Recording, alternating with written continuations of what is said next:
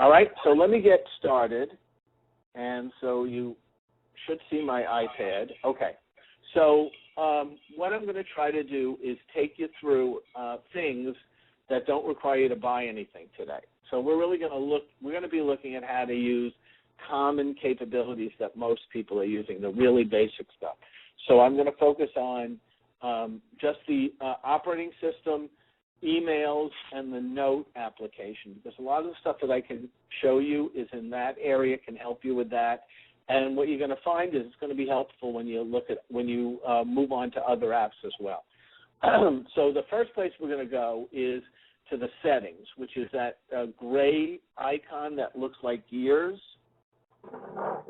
And I'm depressing the settings, okay? And the first thing that I want to show you is usage, because this can be helpful. I always look at this on other people's, because I can tell from this how big your iPad is. Because if you'll notice, it tells you how much has been used and how much is left in terms of storage. So if you have a real basic iPad, like a 16-gig iPad, like a lot of the schools give out, you're going to want to watch this, because you can end up acquiring even a lot of free apps, and they're gobbling up memory, and then you're getting emails, and the next thing you know, you don't have the space. So it's a good idea to keep at least a little headroom, at least 4 or 5 gigs. I have a big one because I demonstrate apps. Now, what's going to happen here is the more stuff you have on your iPad, the longer it's going to take for this to run. So I may not let it go to the point where it gives you the information on your screen. But if you depress usage on yours, what you should see is all of the apps you have. And eventually it'll come up. It just came up for me now. And it'll actually tell you how much of your memory is being used in these key apps. You can actually hit it again. It'll give you every app. So sometimes it's a surprise, because you could have an app you're really not even using, and all of a sudden it's using a lot of space. Now, once you discover that it's an app you don't want, and I'm not going to do this because I want all these apps, but you can certainly go out of this and go to your home screen and delete the app, but you can actually delete the app right from here. And so that's just a good little handy tip to know about, and that's going to be a factor in terms of the next thing we look at. Okay, moving from there, I want to look at mail, contacts, and calendars. And we're going to look at show. Now, just a little background on this. I'm going to try to put the item we're looking at on top so you'll know where I'm at. So I'm always going to move that item to the top of the screen. Okay, so I want to focus a little on show for a minute and tell you about this little background. Okay, you know, a lot of people that I talk to tell me that they use apps to search for things. I mean, emails to search for things. So they may have gotten an email from somebody with their phone number, or they got a confirmation at a hotel, or they got a notice of a meeting, and they're going to use their email. You know, they're not necessarily going to take the information out. They're going to go search it in the email. And that works actually great on a computer. But it's a little tricky when you're talking about the iPad, because when they initially created the iPad, they were trying to find a balance between, because it's not a computer, a balance between utilization and memory space. So initially, the way it was designed was that it only kept the first 50 emails. You actually had the option of going up to 200, but it only kept the first 50 emails. So if you're a busy person, somebody like Mike, or you're, somebody with a busy, involved with a lot of things, you could easily go through 50 emails in a day. And so what that, in terms of junk emails. So if that happens and you want to go and you're out and about and you want to go look for something in your emails and it was from 2 days ago, it's going to be gone. So I'm recommending that you consider taking this up to a much larger number, either to 500 or 1,000. And you'll see these are some of the options. By the way, I always like to look at this. It's another one of those things that tells me if someone's software is up to date, because it's only in the later updates that they even gave you the capability of doing 500 and 1,000. So why don't you type in and tell me how many, what yours is set at currently. What was your question? Well, how many, I'll go back so you can see, how many emails are being kept? Is it 50, 100, 200, 500, 1,000? So can we go out of your page to check that? Yes. What you do is you go to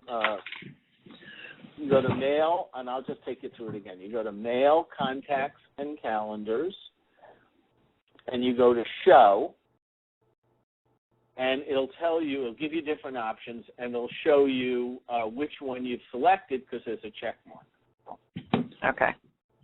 So I see Ann says she's set at 50. That's because it's a school, so that's a good place for it to be. Right. That makes sense.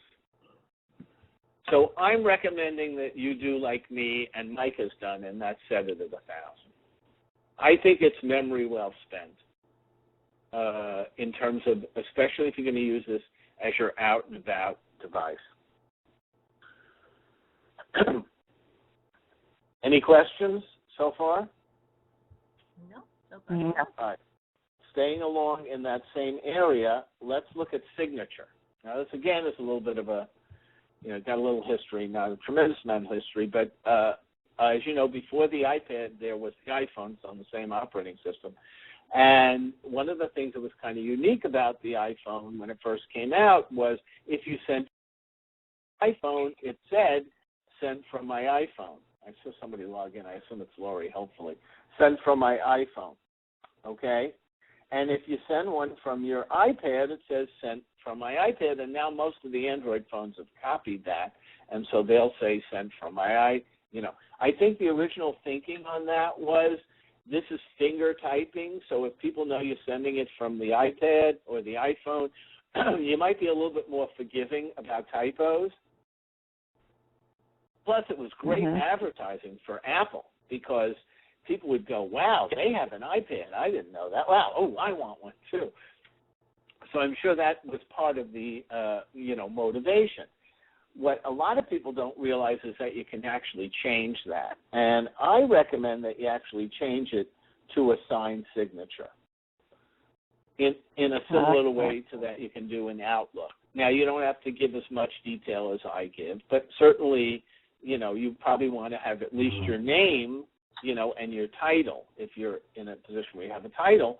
And so you can change that. Now, if you still want to have sent from my iPad at the bottom, you can. I actually put this in yesterday when I was doing it. I normally don't have it on, but you can certainly include that as well.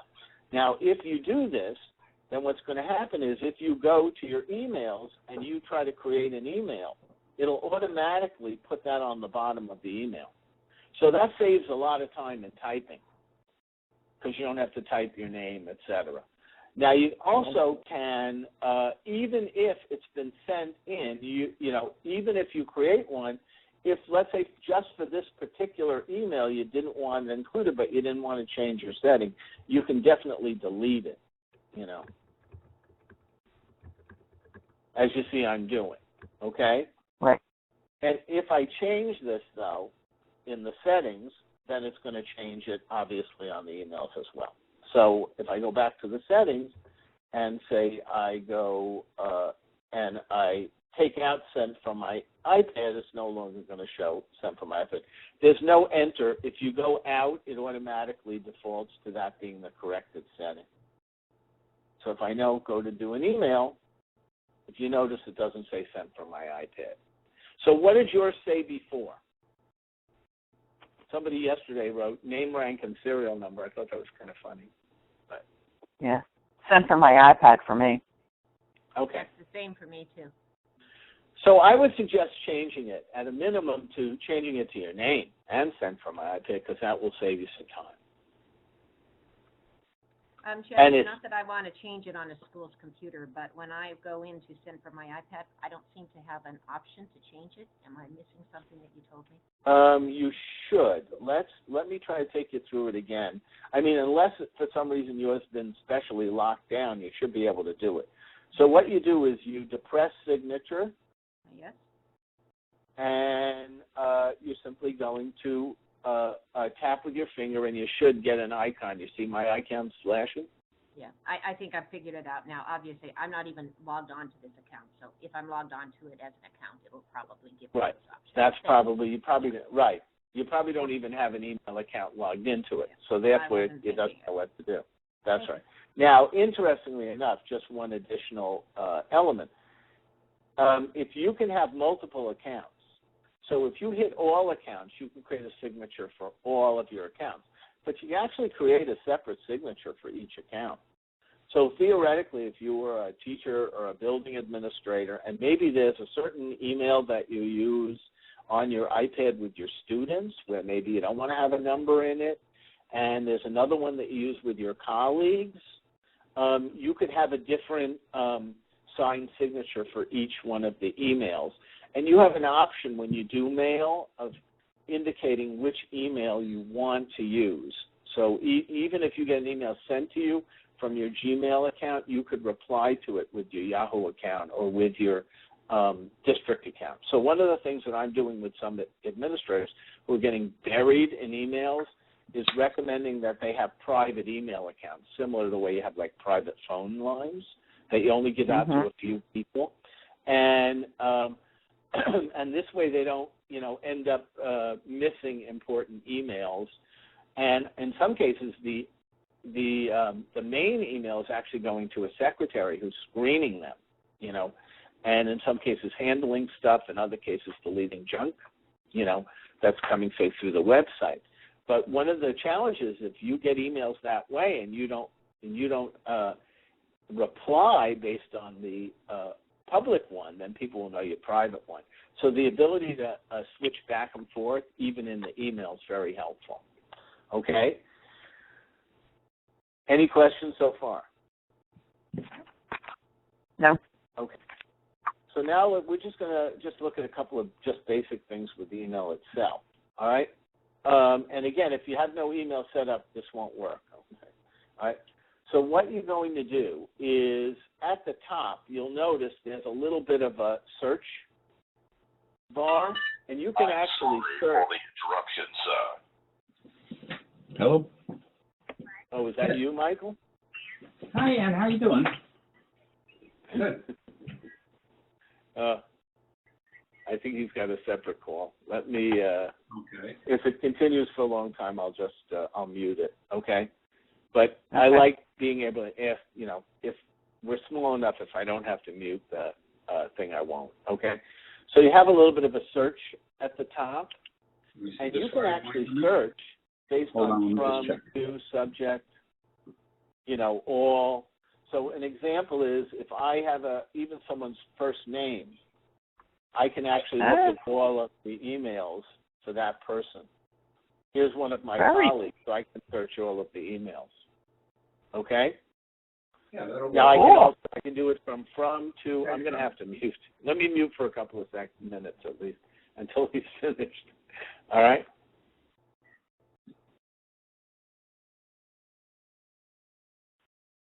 Okay, you should be able to hear me, but I'm just muting because I was getting background noise with a second call. And what I'll do is I'll unmute it in a few minutes.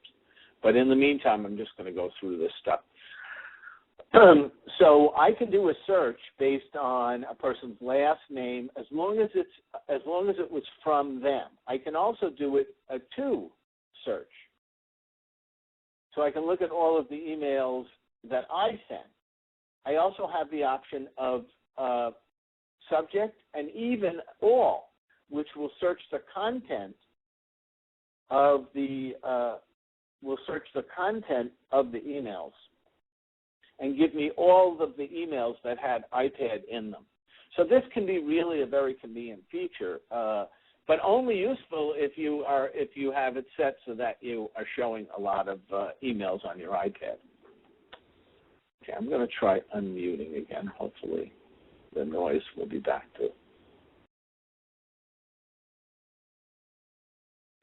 All right, we'll try again. I think we're probably good now. Can everybody hear me? Yes. Yeah. Okay, good. Yeah. All right. Okay, so any questions on emails? No, that was good. Okay, Yeah. just one more quick thing. Just again, we got to go back to settings for this. Again, under mail, contacts, calendars, is show or preview. How many lines get previewed? Now, I believe the default is either 2 or 3, I forget. But I'll show you what it looks like in different formats. So here is an example of 5 lines. And so you'll see I'm getting a lot more information being provided in the quick preview. And the thing is that the previews load in advance of the rest of the email.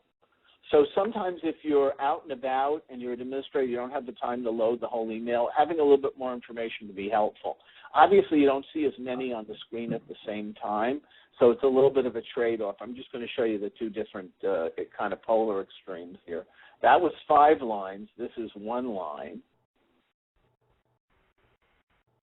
Or even you can even do no lines. And it's just a question of personal taste. By the way, this is strictly a filter. It has no impact on the email itself, so you can change it back and forth. You may find that one of them is a bigger preference on your iPhone. I tend to keep a larger number of lines on my iPhone because I probably shouldn't do this, but I scan it while I'm driving. I don't answer, but I do scan it. So sometimes I get a little bit more information. I can tell who it's from. So that's just another option on the emails. Any questions? Yes. Would you show where you found the lines again? Yes, no problem. Okay, so I'm going to go to Settings, Mail, Contacts, Calendars. It's actually right below Show. So this was Show, and right below that is Preview, and that's what gives you the line. Okay? Okay, thank you. All right? Okay. Yeah. Okay, just a couple of other just quick things. This one's one of my absolute favorites. I love this. Okay, and that's shortcuts. And you would never find this if you didn't know because it's not so easily visible. Okay, you have to go to General, and you go to the bottom, you go to Keyboard. And it gives you the option of creating a shortcut.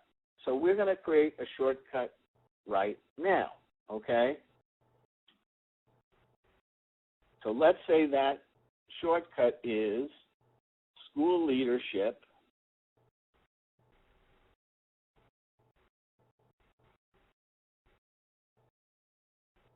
I'm ready for Mike to scream I'm doing this wrong. 2. Yeah. Did I get that right? Yes, you did. Okay, so now what I'm going to do as my shortcut is I'm just going to do SL2. All right? So what's going to happen is, and by the way, this kind of like works like spell check. It's actually in the operating system. So it will work in most apps. I can't guarantee it'll work in absolute every app, but I can tell you that will absolutely work in all of the iWorks apps, Numbers, Pages, Keynotes. It will absolutely work in Quick Office and in most apps, okay?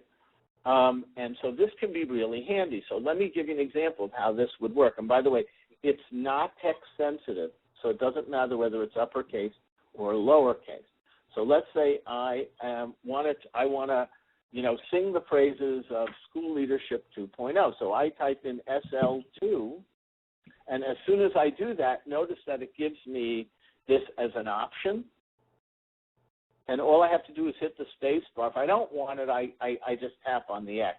But if I do want it, I just hit the space bar, and it puts it in. So I have a whole bunch of shortcuts. So I can go superintendent, Board of Ed, principal, If what I recommend to administrators is that they put in as a shortcut all of the buildings in their district. So therefore, if they're typing along, they won't have to type it all out. Is there a limit, Jeff, to the number of characters that can be in a shortcut? No, but obviously the more there are, the less effective this is as a as a time-saving tool. You know, I can tell you there's a minimum. I believe you have to have at least 2 characters, and you can understand why, because otherwise every time you'd be typing, it would be coming up, it'd be more annoying. So, but I believe you can have up to 5. The thing is, once it's a little bit of an intelligent shortcut system, so you may not even have to type them all in for it to pick it up and give it to you as an option. And there's no limit in the number of shortcuts you create. You can pretty much create as many as you want. And here are just examples of some of the ones that I've created as samples. So just another little thing to know about this, Mike, you have an iPhone also? Yep. And you have it on the same account?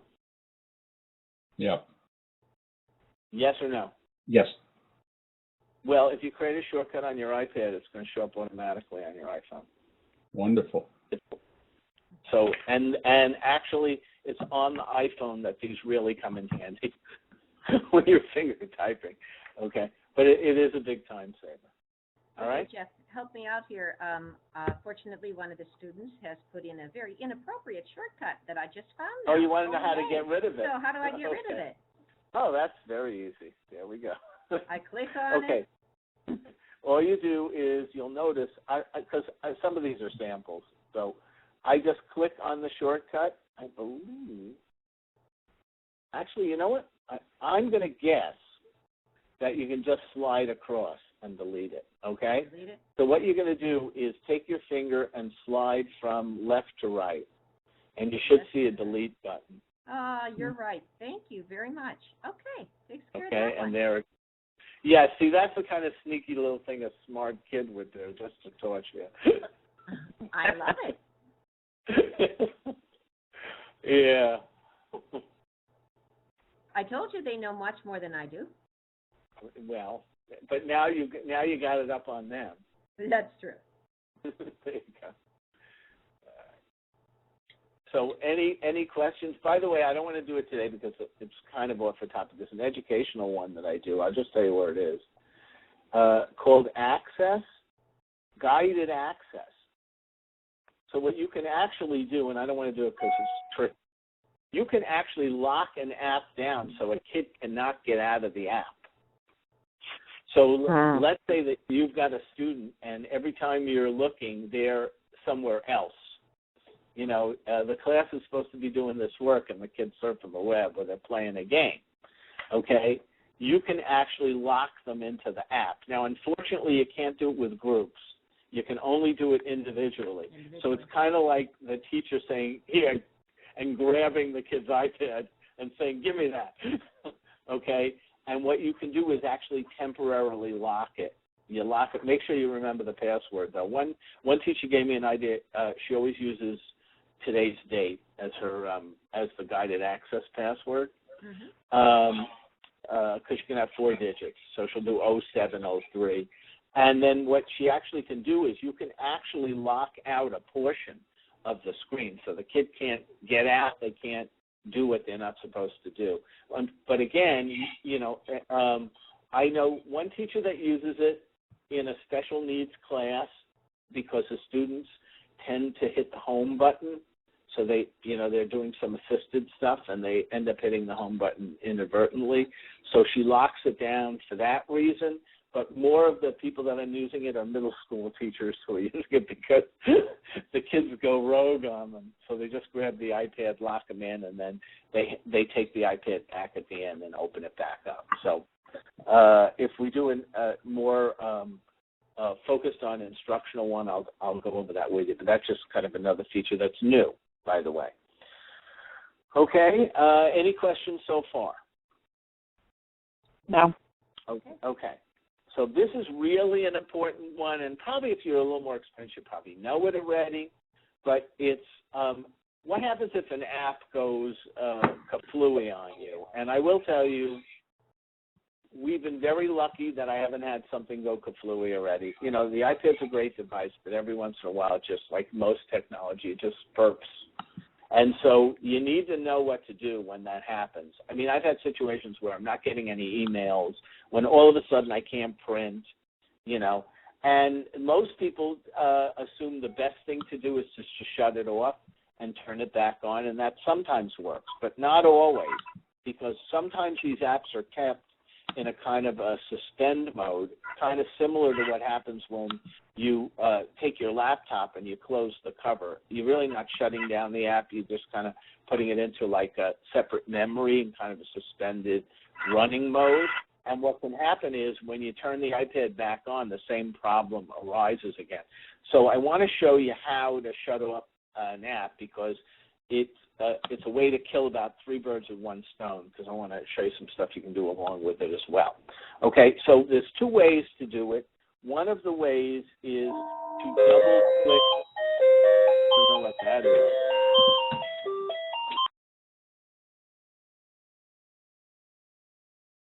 Okay, I'm gonna have to mute again. Whenever I get crazy noise, I'll mute for a few minutes. But what you can do is, and if any of you just have a question on any of this, you can just hit the chat box. I'll leave it open. Okay, so what you can do is either double-click the home button, and you're going to see a little dock at the bottom, or another option to doing that is to just take your 4 fingers and swipe up. I had somebody leave. I'm going to try.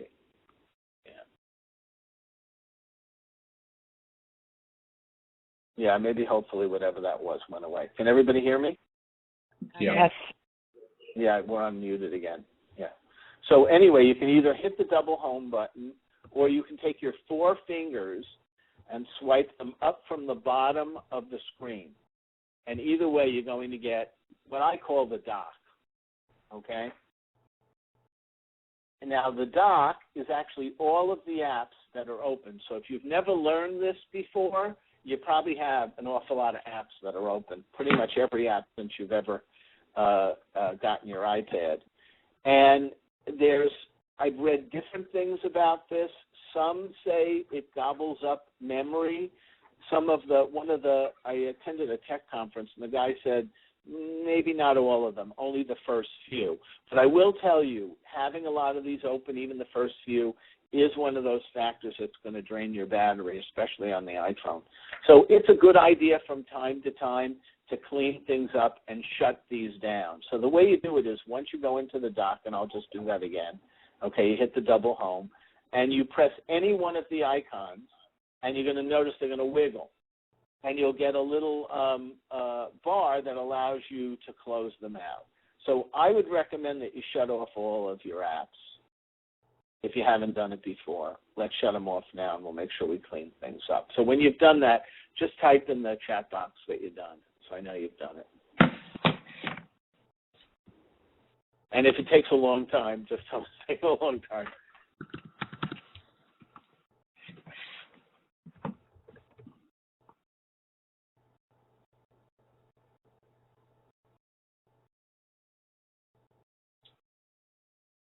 Kate, you still working on it? Yep. Okay. I did know about this, and I forgot about it, so this is a good reminder. Yeah, it's good to do, okay? I would say, it's one of those things where do as I say, not as I do. Sometimes I forget. But I would say it's a good idea to do it at least every couple of weeks. Not going to be terrible if you wait longer, but just a good idea. And absolutely, you have to know this if you have an app that goes kaflooey on you, because basically people assume that if they're in the mail and they hit the home button, they're out of mail, but actually that's still running. So the only way you're going to actually shut it off is to go into the dock and turn it off. So you're going to need to do that. Okay? Okay. All right. Moving right along. So the reason I wanted to show you that is also to be able to show you a couple of other things down there at the dock that are helpful. So if you go back to the dock, and actually I'll put some things, I'm intentionally putting 2 things there. I'm opening this, and I'm opening this. so you see a couple of things there. If you're in the dock and you slide your finger from left to right, you're also going to get a little bit of controls. Now, one of the controls that you'll see is actually the control to do the reflection here. You won't see that on yours. But what you actually are seeing is a brightness control. So you can dim the brightness, and you may not see this on my screen because of the way the reflection works, but you'll see it on yours. And also a volume control on your audio. It's a backup volume control on your audio. And if you're playing music, you'll also get an ability to control your music.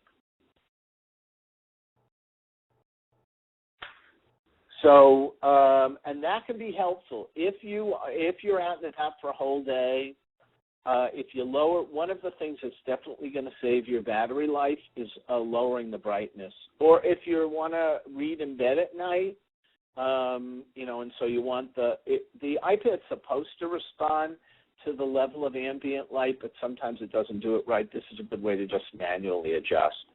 So it's just a good thing to know. Okay? Going back over here, this is a really cool feature. Okay? One of the weaknesses of the iPad, say if you're comparing it with, as a wonderful device, it has some strengths as well, but one of the weaknesses of the iPad is that it really doesn't allow you to work in multiple windows on the same screen. Now, part of that is the limited real estate, but people who work with computers a lot, especially people that do it at work, a lot of times they'll have more than one window or more than one application up. And they often go from one application to another. So a person could be working in Excel and they want to transfer that information into Word, and so they're doing copy and paste across the documents, and they're keeping both of the documents up. Or maybe they developed, again, in Excel or in PowerPoint, they developed a sheet or they developed a chart and they want to merge it into another application. It's very good to do. Now, if everything, all the information's in one spot, you can do one copy and paste. But lots of times, if you're doing complex reports like budgets, you may be pulling the information from various places. So it's not just a question of doing one copy and opening the other app. It's a back and forth, okay? So let's talk about how to do this the bad way in the iPad, and then I'll show you a little trick that a lot of people don't know about. Okay, so let's assume we're going to stick to things we already know. We're going to look at transferring information from my notes to an email, or it could be going the other way around. So I just picked up this note. It's something from a schedule I did a couple of years ago, okay? And let's assume I wanted to take some of that information and transfer it into an email, okay? So first I'm going to show you how you copy and paste if you don't know it already. What I'm going to do is to press my finger on the item. I'm going to get a select, which will give me the option of selecting the whole page, or I can simply drag the bars to the part I want to do, and then I get a copy option. And so I hit copy.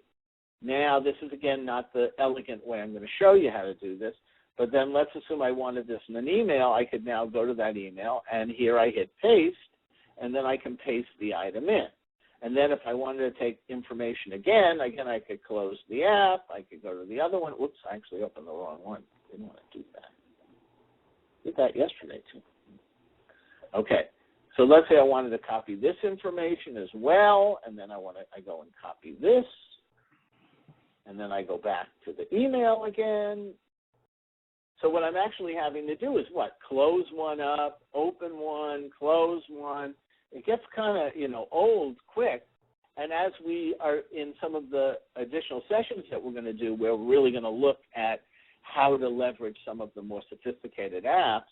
This is going to be really a pain if you have to go back and forth. So the question is there an option that's a little bit better? And there is. Now, the key to this is both apps have to be open, and you really don't want to have other apps open. You really only want to have the apps open that you're going to be using. So that's why it's important when you're going to start doing this that you clear your dock, okay? Because if you clear your dock and those are the only items, you could probably have 3 items, but you don't have any more than that, what you can simply do is slide your finger, I never know which direction, and it'll take you into the other app without having to hit the home button and open up again. So even though you can't see both windows at the same time, it's almost like pages in a book. I copy here, I then slide my fingers to the other app,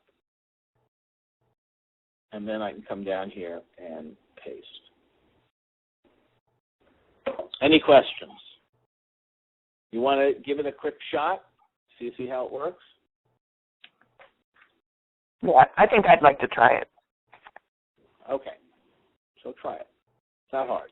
All you got to do is open an email and open notes and transfer any information. Actually, you don't even have to transfer. You can just slide back and forth between the apps to see how it works. Notice I'm just moving between the apps. Now, what I'm doing is you have to take 4 fingers and put them across the screen. I'm just swiping the screen from left to right. If you try to swipe in the wrong direction, it acts like a little bit of a boomerang. It tells you, no, can't go there. Okay, you got to go the other way. Okay. Now, theoretically, you're not limited to 2. You could really go between 3, but it gets tricky, you know, or also less use once you start having a lot of them open. All right. Did everybody try it?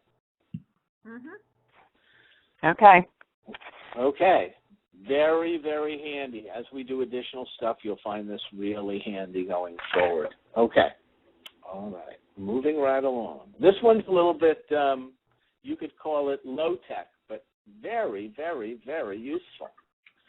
And that is the ability to take a screen capture. And, you know, amazingly, I use this a lot. Now, I initially used it because it were just things that I wanted to be able to, that I couldn't easily copy off the web, you know, so I wanted to be able to do them so I could put them in presentations. But actually, I use it for an awful lot of things. So here's an example. I pull up a map.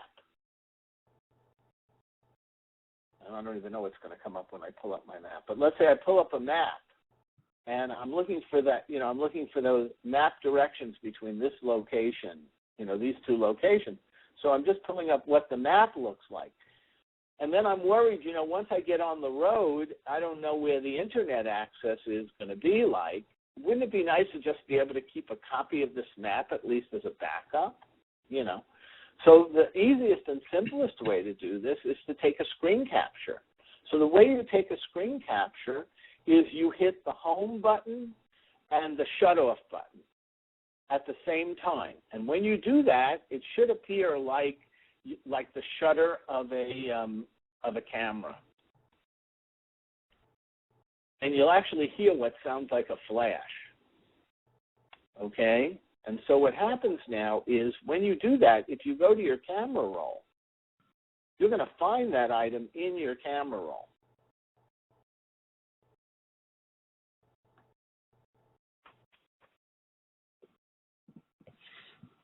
It may take a second for it to refresh because I'm not seeing it here. Do you see it?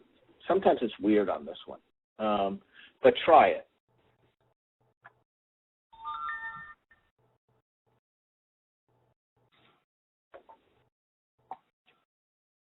There it goes.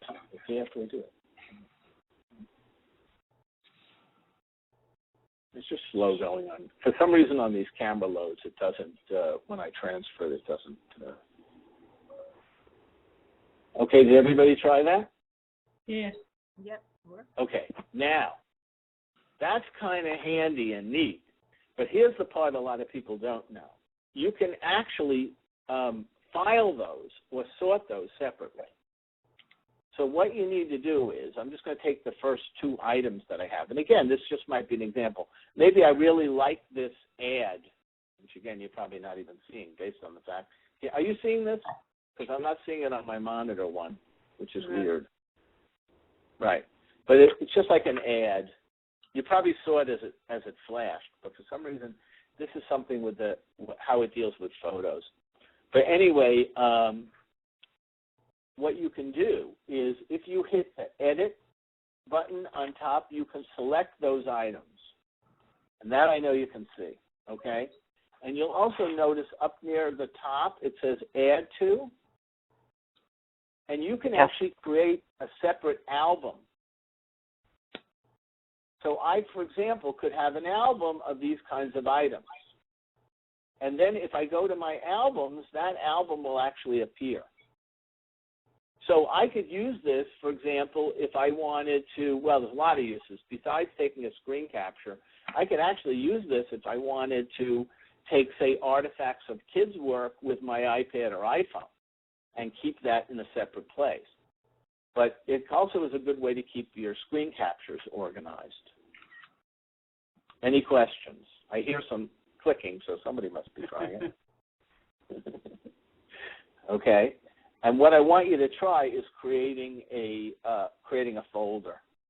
So hit the Edit button, select a couple of items, do Add To, create. You can create one, just call it Test. You know. And then what it will do is actually create the test item. Now, if you place an item in there, it's still going to remain in your camera roll. This is a filter. And if you delete it from your camera roll, it's going to come out of here. So don't think that if you, because items are here, they're not in your camera roll, and you can get rid of them out of the camera roll. You'll lose them in both spots. But it's still convenient to keep them organized. Questions? When Oh, you have got it. a couple of 100 pictures on your camera roll and you want to delete them all. Oh, you want to delete them? Okay. If you did everything, instead of hit, and then have to go up, edit, and then have to mark everyone, is there a way of deleting it all? I don't think so. I think you've got, now you can select them like this, but I don't think there's a delete all option. Okay. I'm pretty sure there isn't. Okay? There is on emails, but not on this. Okay? Thank you. But even so, if you can pretty quickly knock a lot of them off. Like all of these I don't need, so I can just get rid of them, out of that. But no, unfortunately there's no universal delete. Okay? Thank you. Mm-hmm. All right. That's kind of handy, too. I'm just marking off my list. Okay. I try to get in as many things as I can in the time we have, okay? All right, so let's go back to the main home screen and just learn a little bit about how to organize your apps on the home screen, okay? So the first thing is if you have various multiple screens, well, actually, one even more important to show you, okay? I have a lot of apps, and I can lose them. I can forget where they are, and that can be a challenge. So what if you can't find your app? And, you may say that's not really a big deal, but, it could become a problem. Maybe you're sitting in a meeting, you want to grab a piece of information, you want to be having everybody stare at you for 5 minutes while you're searching, now where'd I put that? Okay, so is there a way to open an app even if you don't know where it is? And the answer is yes. If you move your home screen, and this is, you have to go again left to right, beyond your home screen, you have a search capability. Now, this is probably comparable to, on the Mac, what they call Spotlight, because it actually is a search of the whole device, okay? So, including apps. So I'll give you an example. I'm going to pick a common app, Keynote. And what you're going to notice is it's going to give me everything that has the word Keynote in it. So including emails that had Keynote in it. So this becomes a universal search. And this can be really handy even for searching for someone's phone number. So if I'm looking for my friend Ed Aram, the first item it usually is going to give me is the contacts, and it'll open it to him. But it will also give me every email from him. So this is kind of your all-purpose search your iPad. And on the bottom, let's do an interesting one.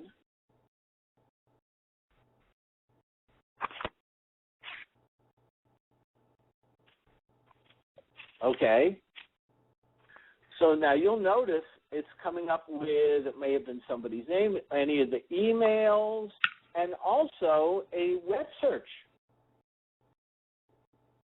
So I don't know how lucky I'll get with SL 2.0 as a web search, but I might get it. You know? So so this can be very handy. It actually gives you Wikipedia too. So if I wanted to do, I don't know, let's think of something, rocks. So I've got all these emails that might have rocks, and then I can also go into Wikipedia, and it'll automatically load Wikipedia, which I have no idea what's going to come up. But so that's kind of a handy dandy thing if you have email access. Sometimes if I'm not sure where things are, I search Spotlight. Okay, and I probably use it most of the time just to access an app. I'm not sure where that app is. So I want to look for Keynote. So I see and then I can execute the app straight from Spotlight without having to even find the icon. So that's kind of a handy thing to know. Okay. Going back here, if you have your screens and you're, let's say, multiple screens down and you ever want to get back to home, all you have to do is hit the home button. It'll automatically take you to the first screen. Okay? Now, I don't know what to call this because I called the other thing the dock, but this is kind of the dock too. If you notice, as I move my screen, certain apps remain in place. There are, in this case, I have 5 of them. My 5 most common apps always remain on my screen, even though the other ones move. And so in this case, I have Safari, Mail, my photos, music. You can actually change that. So, for example, I could change that. I could say, well, music, I don't really need that. What I really need is Keynote because I use that every single day. And I can move that down to the dock and have it there, and then it will move. So I can change that. Now, here's something else people don't know. The default is 5, but it lets you put 1 more in. They recently added that. So I could decide, okay, I also want 1 more. I want Notability, which is my favorite note-taking app. I can have that there as well. So you can have up to 6, but normally you see 5 because that's the normal setup. Okay? Yeah. Any questions? All right. So I got 2 more things I want to show you, and then we're going to end up running out of time anyway. And okay. How to create folders. If you notice, as you look in my screen, you'll see that I have some apps, but I also have these folders that contain multiple apps. So I'm just going to give you an example. I have these. These are all reference apps, and these are all whiteboard apps. So people ask me, how do you create a folder? Well, the way you create a folder is you actually take any one app. First, you got to, and it's the same characteristics. You have to depress any app, and you're going to see them wiggle. Okay. I'm getting a little delay here, but you see them wiggle, and then what you do is you move one on top of another. And as soon as you move one on top of another, it's going to create a folder. Now, it's going to call the folder based on the second item that got put in. So I'll show you something kind of interesting. Notice that here it called it News. If I take those very same apps and put the other one on top, I'll get a different title. But in any case, I can change that to anything I want. Now, unfortunately, you're limited to 1 layer down. So you can't, unlike a computer, you can't have, levels upon levels. I can't take these 2 and say, okay, I'm going to put them in the next level. It won't actually even let you do it. So you're kind of limited to only one tree down. But this can come in really handy as you start to get more instructional apps, having the apps organized so that when you want to find your apps for your math if you're an elementary teacher and you're doing stuff in math area, you want to find apps for that. You want to find homework apps. You're going to know where they are, and they're not just all over the place. They're organized into folders. Any questions on that? No, good. Okay. All right. Let's see if there's anything else. I think that's pretty much it. Oh, one more really cool one. Mike, you still with me? Yep. Okay, Mike. What's your website? www.schoolleadership20.com. I assume it's one word, right? Yep. Oh, there you go. Okay. So I'm going to load your website. Okay? That beautiful website. Okay, so now, you don't have it, Mike, you don't have an app for this, do you? No. Not yet. Maybe one of these days. Well, you can create an app for your own iPad for School Leadership 2.0. Unfortunately, it's only for yours, but I'm going to show you how to do that. And the way you do that is, up on top, you'll see a thing that looks like a cloud, and next to that is what looks like the typical thing you see for emails, like an exit out. And if you depress that, you'll see one of the options is add to home screen. And when you do that, it doesn't give you a lot of icons, a lot of spaces, but you can do, and now I add it. And what's going to do is it's actually going to add it as an icon. And since that's a very important one for you, you could even decide you're going to have it on the dock, okay? Mm-hmm. And so now you have your school leadership app. If you're at a meeting or something and someone says, oh, let me just show you what's on our website, you can immediately click it and it'll automatically open up the app. Now, all it's really doing is it's creating like an automated link to the website. But as you see, it moved pretty quick. This email is good. And so that can be really handy, too. So if you're an administrator, you can have access to your district's website. You can create as many of these as you want. But it's a good idea to, have that in a convenient place on your home screen because you may want to refer to it. That's okay? And while unfortunately you can't send it out to everybody, they have to individually do it. I've seen a couple of companies send notes to people as part of like SlideShare does not have an app, but they send in their emails to create an app. So if you're ever sending, I know you send a lot of notices out to people, you can put this as one of your tips. If you want to access school leadership easily on your own, show them a couple of screen captures, and then they'll always be able to find you. That's great. And, you could go below that as well. Okay, I think we only got a couple of minutes left, so any last questions? Anything you want to ask? I'm hoping you guys are going to sign up for some of the future sessions because we're definitely, this one was kind of, I think, really good foundational stuff, but in the future sessions, I'm going to try to drill down on really practical, productivity-driven skills for teachers and administrators. So we hope you'll sign up, and we are glad to be able to offer you this one for free to get you, get your foot in the door, because I think webinars, people are not always sure they're really useful. Thanks a lot. Thank you very much. Appreciate it. Very Okay. Have a good night. All right. Terrific. Very good. Thank you. Okay. All right. Bye. Okay.